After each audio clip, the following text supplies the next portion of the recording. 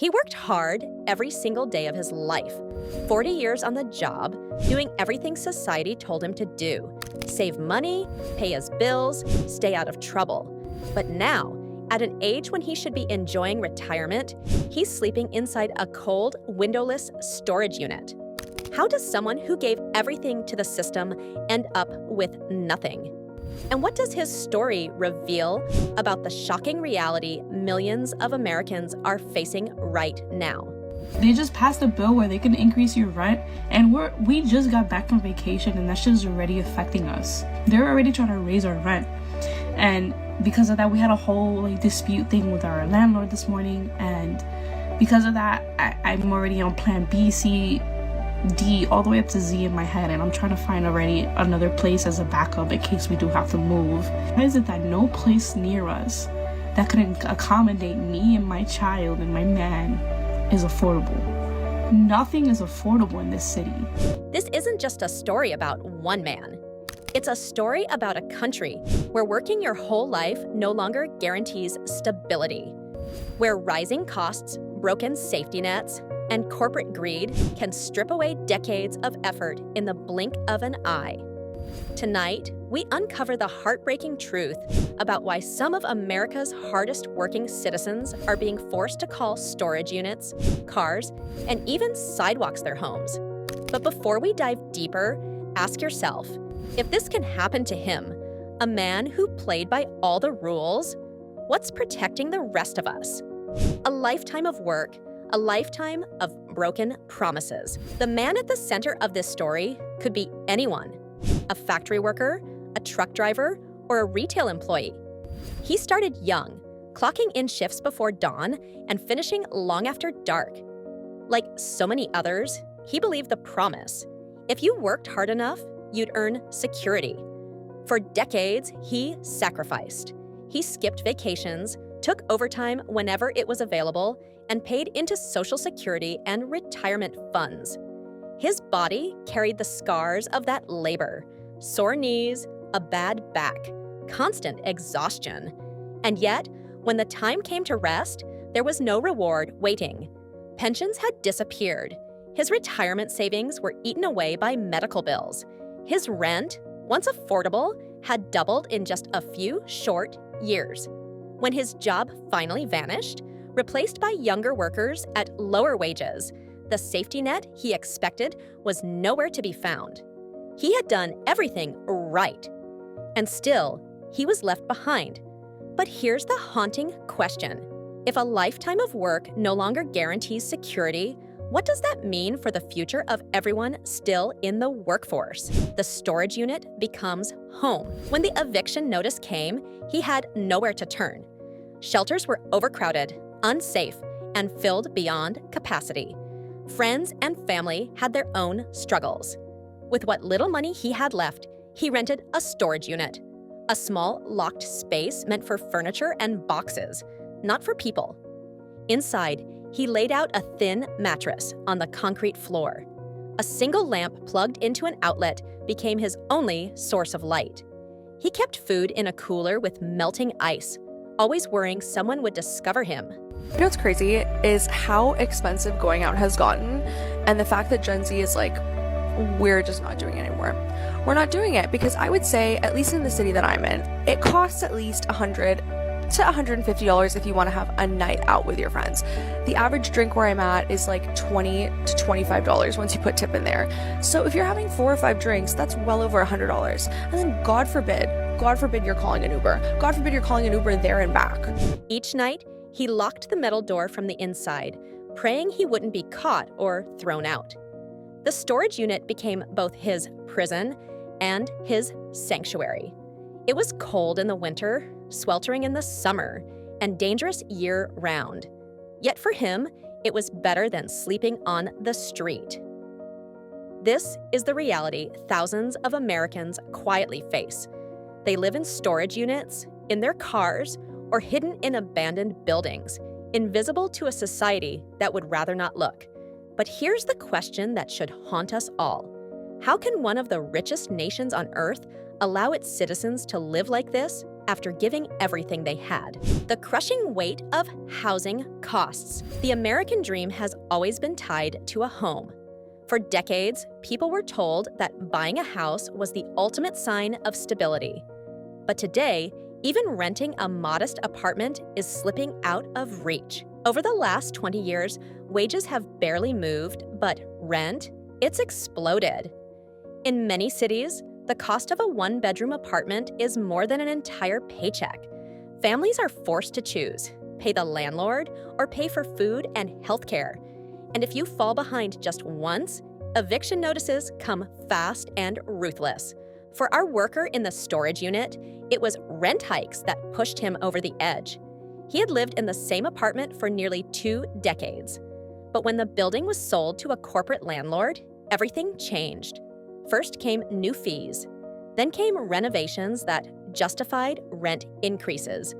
Before he knew it, his monthly payment was nearly double what he had been paying, far more than his fixed income could cover. He tried to negotiate, begged for more time, even took on small jobs to bridge the gap. But the math didn't work anymore. The apartment he had called home for 20 years slipped away, and with it, the last thread of security he held onto. Hi guys, I'm really stressed today. I just went to the grocery store, bought 10 items, and it was $80 freaking already. I literally have $10 left on my account. So a little backstory. I got laid off from my job a month ago. And I've been applying for jobs months before I got laid off. Sent out hundreds of resumes already. Applied to hundreds of jobs on the internet, remote and on-site. Tailored my resume to every position that I applied using ChatGPT. Went to only a few interviews. And still nothing. Like, what the fuck is going on with America right now? Like, it's so freaking hard to live here. Like, I'm gonna stay positive. I'm gonna keep applying for jobs. I'm gonna keep showing up. But man, my bills are not going to wait. So here's the real question. If longtime tenants can be priced out overnight, who among us is truly safe from losing the roof over our heads? Medical debt, the silent killer. Housing costs weren't the only thing that crushed him. Like millions of Americans, he faced another hidden predator: medical debt. He had worked tough physical jobs all his life. His body bore the consequences: arthritis, heart problems, chronic pain. Let me know what you guys think about this video down below. With millions and millions of people trying to come to America, the land of milk and honey, the people are starting to say it's not as great as they make it seem on TV. The people are struggling. But in America, getting sick isn't just dangerous for your health. It's dangerous for your wallet. Even with insurance, the bills piled up. A hospital stay for chest pain left him with thousands in out-of-pocket costs. Prescriptions drained what little savings he had left. And the constant stream of doctor visits meant choosing between treatment and basic survival. It's easy to say, he should have saved more, or he should have planned better. But how do you plan for an economy where one ambulance ride can wipe out a lifetime of savings? How do you plan for a system where falling ill becomes a financial death sentence? Medical debt doesn't just drain bank accounts. It destroys futures. It pushes people out of homes, out of stability, and in far too many cases, out of hope. So here's the gut-wrenching question. If one illness can erase everything, how many of us are just one accident away from the same fate? The broken safety net. New York looks so different. Like, I remember being a kid and just being confused. Like, as a child, I used to deadass be mad at my mother, not understanding, like, yo, how we live in a house, but like, I can't get the new Montclair. Like, but my friend live in the projects he got the new Jordans, the new Montclair, the new True Religions, the new, like, yo, once you go out of state, you realize that, like, poverty is real. In New York, poverty is unique. Like, I went to university at Buffalo, upstate, before I dropped out. Now I remember, like, being up there and being like, nah, this is what being poor really look like. Like, niggas ain't have doors on their crib. Niggas had on shacks with jeans. You feel me? But, like, in New York, niggas will be broke in $1,000 outfit. Niggas will have Balenciaga sneakers on and had no money for their Metro card. Like, why are we so sick in the head? For decades, Americans were told that if life got tough, there was a safety net to catch them. But for many, that net is full of holes. Unemployment benefits are temporary. Social security checks are too small to cover basic living costs. And affordable housing programs, the waiting lists are years long. By the time your name comes up, you could already be homeless. Our worker in the storage unit applied for every form of assistance he could find. He filled out paperwork, sat through endless interviews, and waited for a phone call that never came. One agency told him his income was too high. Another said he didn't qualify because he wasn't disabled enough. The message was clear. Unless you're on the brink of total collapse, you don't get help. Meanwhile, government policies meant to address homelessness often ignore the reality. Shelters are underfunded and overcrowded. Mental health services are scarce. And instead of long-term solutions, cities spend money criminalizing homelessness, pushing people from one street corner to another without ever solving the root problem. So, here's the question. If the safety net is broken, what chance do ordinary people have when their world falls apart? The rise of the working homeless. Perhaps the most shocking truth is this. Homelessness isn't just about unemployment anymore. Increasingly, people with jobs are finding themselves without a home. These are the working homeless, men and women who put in full shifts every day but still can't afford rent. Some sleep in cars, others crash on couches. And yes, many rent storage units, like the man at the center of our story. Imagine spending 8 hours on your feet in a warehouse, only to come home to a car parked in a lot or a metal box without heat or running water. That's the reality for thousands of Americans. For our worker, odd jobs became his only lifeline. He took gigs wherever he could, fixing things for neighbors, hauling trash, even day labor at construction sites. But none of it added up to enough for real housing. His paycheck was swallowed instantly by food, medical bills, and the storage unit rent. The image of homelessness is often someone with no job, no hope, no way forward. How long have you been living here? About a year.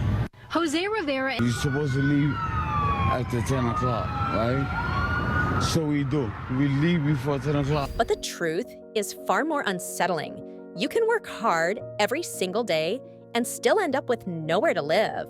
So, the question is, if a full-time job no longer guarantees shelter, what does that say about the future of the American dream? When families fall apart, homelessness doesn't just affect one person.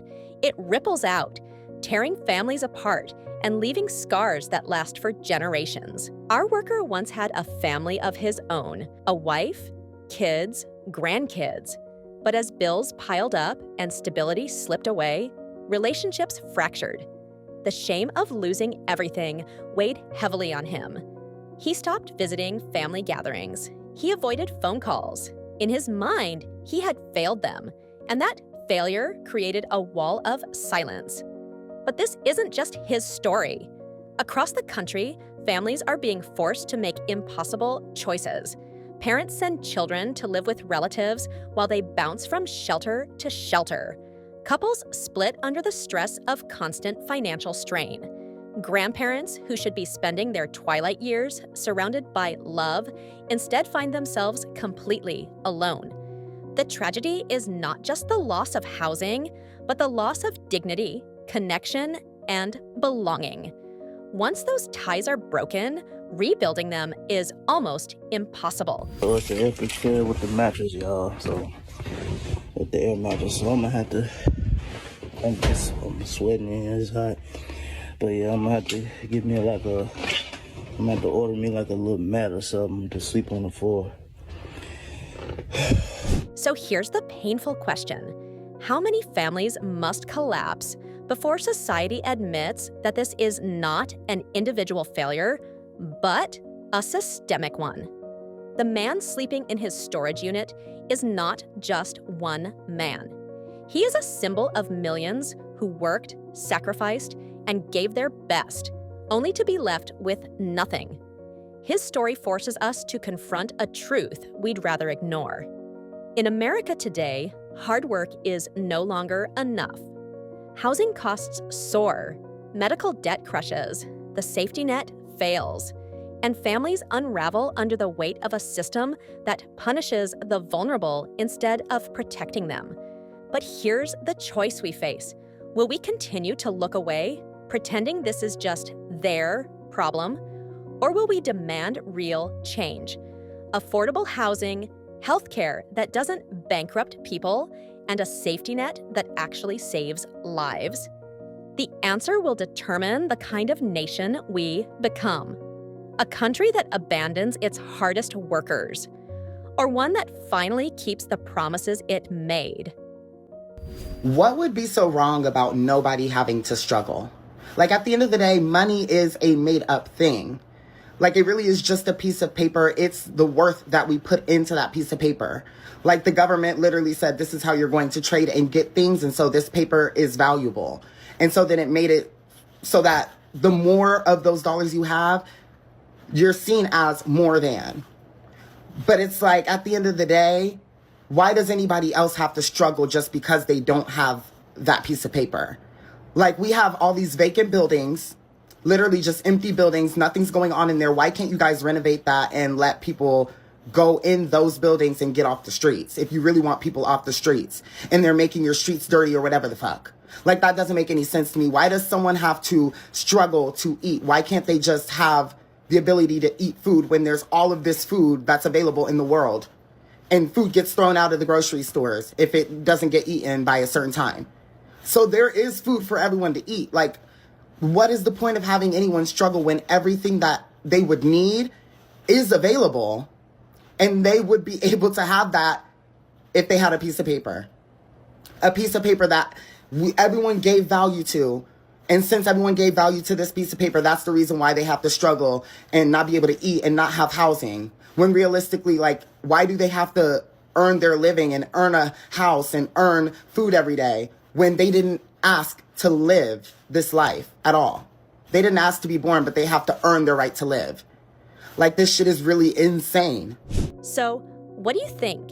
Can America still fix this crisis, or have we already crossed the point of no return? Let me know your thoughts in the comments. And if this story opened your eyes, make sure to like, subscribe, and share this video, because the more we talk about these hidden tragedies, the harder it becomes to ignore them. After all, this isn't just about one man in a storage unit.